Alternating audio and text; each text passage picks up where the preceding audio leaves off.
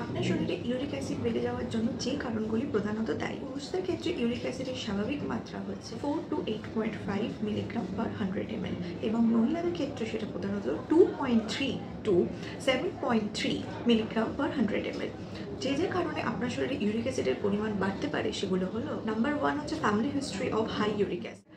বাড়ির বাবা মা, ঠাকুরদা, ঠাকুরমা এরকম জেনেটিক্যালি কারোর যদি কখনো হাই ইউরিক অ্যাসিডের সমস্যা থাকে তাহলে সেটা আপনার হওয়ার সম্ভাবনা থাকে। Are you eating too much of the sea foods, organ meats, red meats in the few days.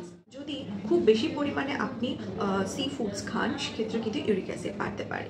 R you drinking too much of alcohol বেশি পরিমাণে খেলে কিন্তু শরীরে ইউরিক অ্যাসিডের পরিমাণ বেড়ে যায়। Are you having hypothyroidism or obesity, আপনার যদি থাইরয়েডের সমস্যা থাকে এবং ওবেসিটি যদি আপনার ওজন বেশি থাকে স্বাভাবিকের তুলনায়, সেক্ষেত্রে কিন্তু ইউরিক অ্যাসিড বেড়ে যাওয়ার সম্ভাবনা অনেক বেশি থাকে। Are you having any type of kidney related disease, যদি কিডনির কোনো সমস্যা থাকে সেক্ষেত্রেও কিন্তু ইউরিক অ্যাসিড বাড়তে পারে। এই কারণগুলোর মধ্যে যে কোনো একটা কারণে যদি আপনার ক্ষেত্রে ঘটে থাকে তাহলে কিন্তু আপনার ইউরিক অ্যাসিড বাড়তে পারে। অবশ্যই ডাক্তারের সাথে পরামর্শ নিন এবং লাইফস্টাইল এবং ফুড হ্যাবিট দুটোই চেঞ্জ করতে হবে।